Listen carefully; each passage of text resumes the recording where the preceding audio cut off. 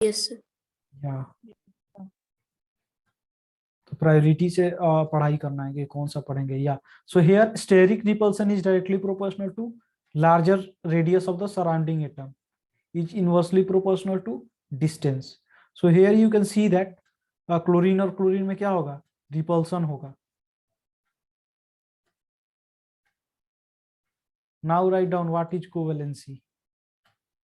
Sir या sir हाँ हाँ सर प्रीवियस पेज दिखा दो सर एक बार। हाँ हाँ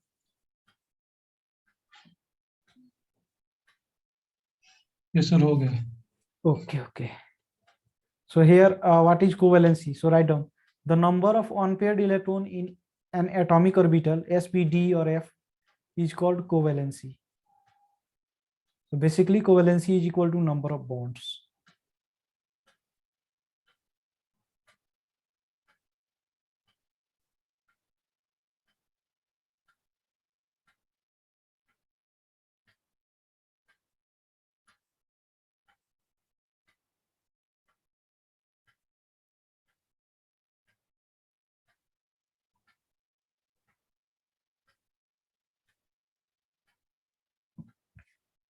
Okay,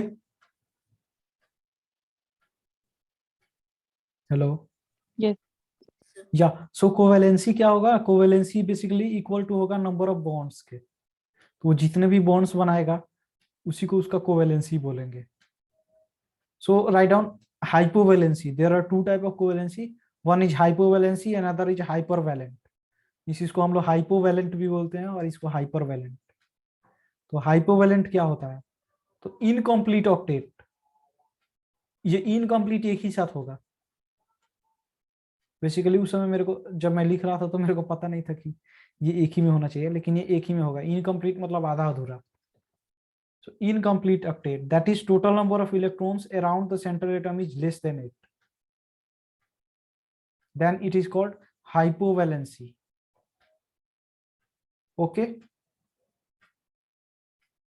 Hypovalency में number of जो इलेक्ट्रॉन्स होंगे, टोटल नंबर ऑफ इलेक्ट्रॉन्स वो लेस देन 8 होंगे। And expansion of octet, that is total number of electrons around the central atom is greater than 8, then it's called hypervalent. If the total number of electrons is less than 8, then it is called hypovalent, and if the total number of electrons around the central atom is more than 8, then it is called hypervalent.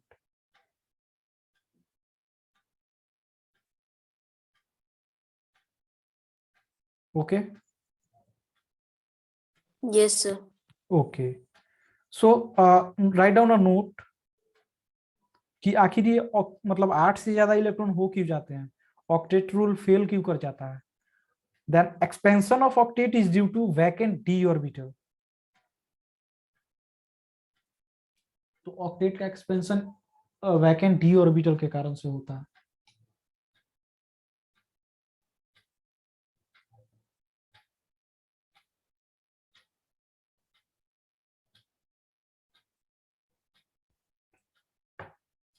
Done?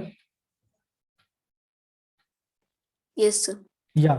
So you can see in the case of phosphorus, means the last electron is present in 3 orbital, means n is equal to 3, third cell. Okay, so here you can see that there is 3D also possible, but in second period element means 2D is not possible. Only 2s and 2p are possible. But in third period element 3D is also possible, which is vacant.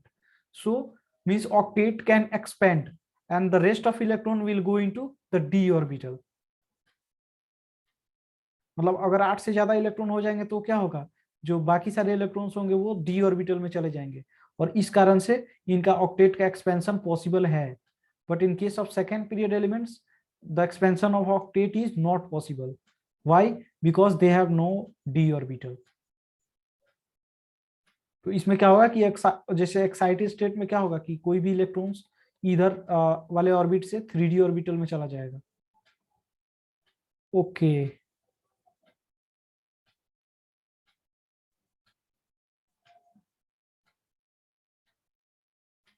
So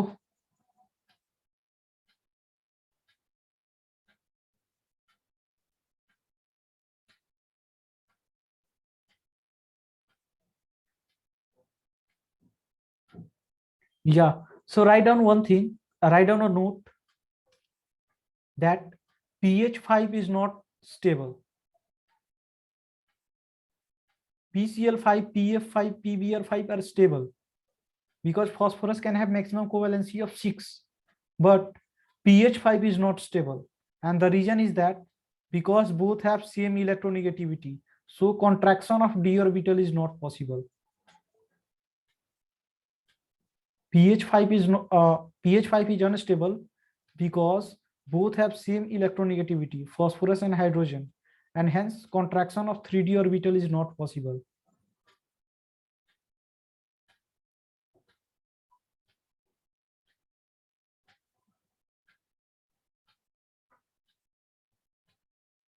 Okay. Yes, sir. Now, 1F minus can get connected with PF5.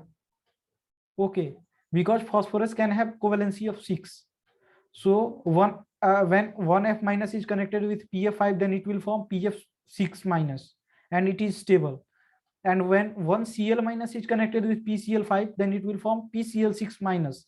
It is stable. But when another chlorine is coming, then PCl7 is not possible. Why? Because maximum covalency is 6. So PCl7 is not stable. Okay. So in second period elements, third period elements, the maximum covalency that we can found is 6, no more than 6. Okay, and PBr6 and Pi6 are not stable because of steric repulsion. Okay. Yes, sir. Yeah, and you can also see here that Pi5 is not stable, and it is due to steric repulsion because iodine is much larger in size. So here the 5 covalency is not stable for iodine also. Means iodine के लिए तो Pi5 ही stable नहीं है, तो Pi6 का तो वैसे भी सोच नहीं सकते हैं.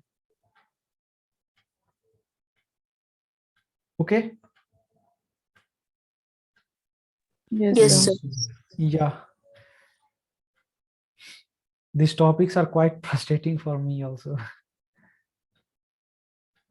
I can't do anything. Yeah, so write down means sulphur के लिए अगर हम लोग देखें तो इसका आउटर मोस्ट कॉन्फ़िगरेशन लिखेंगे तो 3s2 3p4 3d0 हो जाएगा.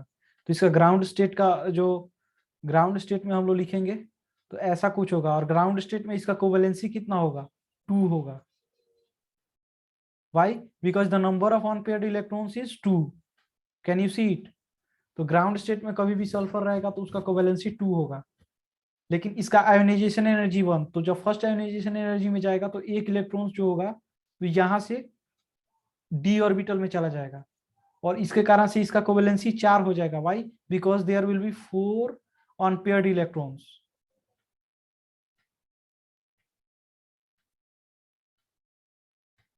Are you getting? Yes, Let sir. me show you. Let me show you. Okay. So see here. जैसे सल्फर है, इसके पास 6 इलेक्ट्रॉन्स है, ठीक है ना. ये ग्राउंड स्टेट में है, मतलब इस पे कोई भी चार्ज नहीं है, तो ये एक हाइड्रोजन और एक हाइड्रोजन से कनेक्ट हो सकता है. तो यहाँ पे सल्फर पे कोई भी चार्ज नहीं है और एक आराम से है ग्राउंड स्टेट में. Okay, so here it's covalency is 2. Now if sulphur पे +1 चार्ज आ जाए तो क्या होगा, तो इसका कोवेलेंसी 4 हो जाएगा. जैसे SF4 SCl4, तो इसमें ये फर्स्ट आयनाइजेशन एनर्जी में चला जाएगा, तो इसमें क्या होगा ना कि ये इलेक्ट्रॉन से डी ऑर्बिटल में मतलब जंप कर जाएगा, और इसके कारण से नंबर ऑफ अनपेयर्ड इलेक्ट्रॉन्स 4 हो जाएंगे. तो 4 हो जाएंगे तो फिर से इसका कोवेलेंसी 4 हो जाएगा. सिमिलरली अगर सेकंड आयनाइजेशन एनर्जी में क्या होगा कि यहाँ से इलेक्ट्रॉन तो गया ही, अब यहाँ से भी इलेक्ट्रॉन चला जाएगा, तो इसका कोवेलेंसी 6 हो जाएगा, and hence it will form SF6. और HCl6 SBr6 ये तो अनस्टेबल है, वो हम लोगों ने पिछले पेज में ही पढ़ लिया था. बेसिकली इतना सारा चीज का वैसे जरूरत भी नहीं है, पता नहीं मेरे सर क्यों लिखवाए थे. नेवर एवर इसका कभी जरूरत पड़ा मेरे को. फिर से यहाँ पे भी वही बात है कि इसका आयोनाइजेशन एनर्जी फर्स्ट होगा, तो फिर से यहाँ पे पहले 1 था, फर्स्ट आयोनाइजेशन एनर्जी में इसका कोवेलेंसी 3 हो जाएगा, सेकेंड वाला में क्या हो जाएगा 5 हो जाएगा, फिर से 7 हो जाएगा, एंड बस यही है. Okay, so write down a question. Basically वो सब इतना ज्यादा जरूरी नहीं है, पता नहीं, मतलब मेरे को कभी काम नहीं आया था, अदरवाइज मैं बिल्कुल सही से याद रखता उस चीजों को. So question is that identify the examples which show hypervalency. What is hypervalency? More than 8 electrons. Yeah, more than 8 electrons around the central atom. So you can see that means इसमें आप लोग बना लेना, जैसे फास्फोरस पे 8 से ज्यादा है, 10 है, वैसे ही यहाँ पे सल्फर पे 1 2 2 4 6 8 12 है, फिर से यहाँ पे आयोडीन पे कितना है, 7 2 14 है. सो दे आर हाइपरवैलेंट, और हाइपोवैलेंट निकालने के लिए लेस देन 8. ओके, सो ये दोनों क्वाइट इजी क्वेश्चंस थे, और बेसिकली हम लोग को यही जानना था. पीछे जो हम लोग इतना बातचीत किए उससे बस एक यही मतलब याद करने वाला चीज है. If you remember this then it's okay. So write down a topic.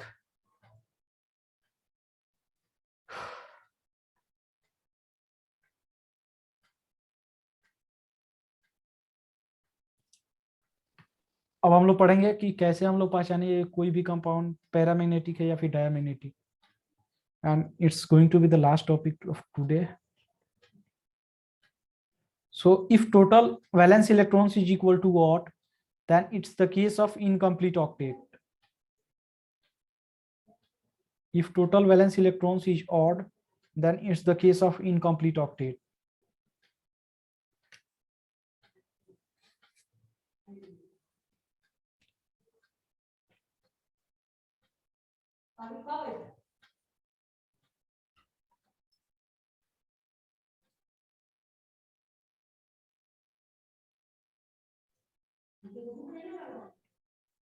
Okay अच्छा, Yes, ये sir. कैसे होगा कि टोटल वैलेंस इलेक्ट्रॉन अगर ऑड है तो इनकम्प्लीट ऑक्टेट ही होगा? कोई बता सकता है? सर लोन पेयर नहीं बन Sir, पाएगा. Any other? it is an even number. या बिकॉज ऑक्टेट तो तभी होगा ना जब उसके आउटर मोस्ट ऑर्बिट में मतलब कि 8 इलेक्ट्रॉन होंगे. तो और आउटर मोस्ट मतलब इसके पास टोटल वैलेंस इलेक्ट्रॉन्स ऑड है, तो ऑड कभी 8 के बराबर हो ही नहीं सकता है, तो ये इनकम्प्लीट ऑक्टेट हो जाएगा. या सो या just one question that identify the examples in which octet is completed. So यहाँ पे NO2 में नंबर ऑफ वैलेंस इलेक्ट्रॉन्स क्या होगा? ऑड होगा, इसीलिए इसमें ऑक्टेट कंप्लीट नहीं होगा. ClO2 इसमें जहाँ पे एक ऑड नंबर ऑफ इलेक्ट्रॉन्स रह जाएगा, इसीलिए ये भी नहीं होगा. ClO3 भी नहीं होगा, CH3 भी नहीं होगा, BF4 हो जाएगा. CH3 में ये फ्री रेडिकल होता है, वो सब पढ़ना है ऑर्गेनिक केमिस्ट्री में. या बेसिकली हम कॉन्सेप्ट ये बताने वाले थे कि according to valence bond theory, if total number of valence electron is odd, then that compound is called paramagnetic, and if total number of valence electron is even, then that compound is called diamagnetic. Okay, so just write down this point, that if total number of valence electron is odd, then it is called paramagnetic, and if total number of valence electron is even, then that compound is diamagnetic.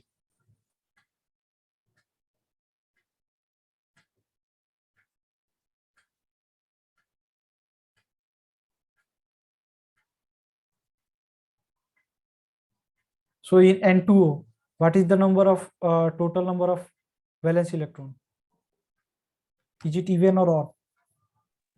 Even. Even. So it is diamagnetic. In NO, the number of total electrons is Odd. odd, so it is paramagnetic. In Same NO2, thing. it is odd, so it is paramagnetic. In N2O3, it is even, so it is diamagnetic. N2O5, even, so diamagnetic. P4O6, even, so diamagnetic, and so on. But there are some exceptions as well. So we have to focus on exceptions only, because normally we can say, but in the case of exceptions, we need to be more careful. So write down the exceptions, and this is the last thing that we will discuss today. And tomorrow or in the next class, we will just start back bonding.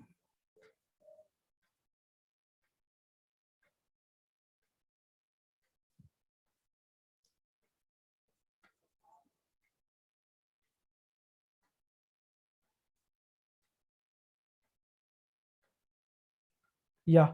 So O2 is means O2 according to that rule. Can you please tell me O2 क्या होगा, paramagnetic की diamagnetic?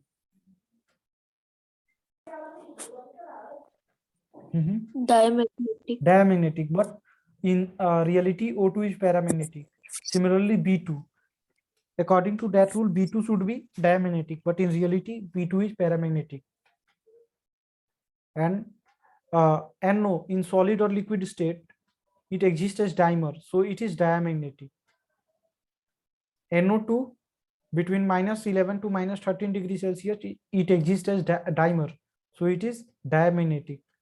And 2O4 when between 140 to 144 degrees Celsius it exists as monomer, so it is paramagnetic. Always note the temperature. If nothing is given then it should be paramagnetic, but if this temperature is given then it should be diamagnetic. Okay, Cl2O6 in vapor phase it is paramagnetic because it exists as ClO3 plus ClO3. Similarly S2 is paramagnetic. Acid in vapor phase or 1000 degrees Celsius is paramagnetic because it exists as S2 in vapor phase. बहुत बोल दिया मैंने, थोड़ा हिंदी में बोल दूं. देखिए O2 और B2 को हम लोग जनरली अगर VVT लगाएंगे, वैलेंस बॉन्ड थ्योरी, तो ये डायमैग्नेटिक होना चाहिए, but these are exceptions. So O2 and B2 are paramagnetic. Similarly NO solid and liquid state, अगर गैसियस स्टेट में होगा then we call it as paramagnetic, but in solid and liquid state it exist as dimer, so it is diamagnetic. Similarly NO2 in this temperature range it exists as dimer, so it is diamagnetic. And N2O4 in this temperature range exists as monomer, so it is paramagnetic.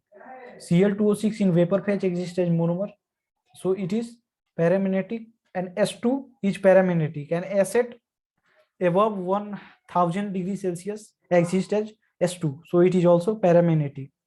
Or acid in vapor phase is paramagnetic. Why? Because acid जो होता है vapour phase में S2 के form में exist करता है और S2 paramagnetic है, इसीलिए एसिड भी वेपर फेज में पैरामैग्नेटिक होगा. Done? Yes, sir. Yes, sir. बहुत हुआ exception. So these are all the exceptions which can exist. And tomorrow we will start back bonding. And yeah, this is very important. And मैंने भी इसको बहुत अच्छा से समझा था क्लास में, so इसको बहुत अच्छा से बताऊंगा in the next class.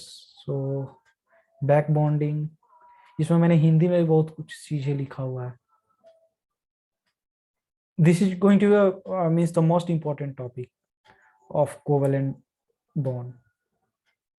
So back bonding is very important, and in this only we will see the heating effects of acids, कि किसी भी एसिड को हीट करेंगे तो क्या मिलेगा.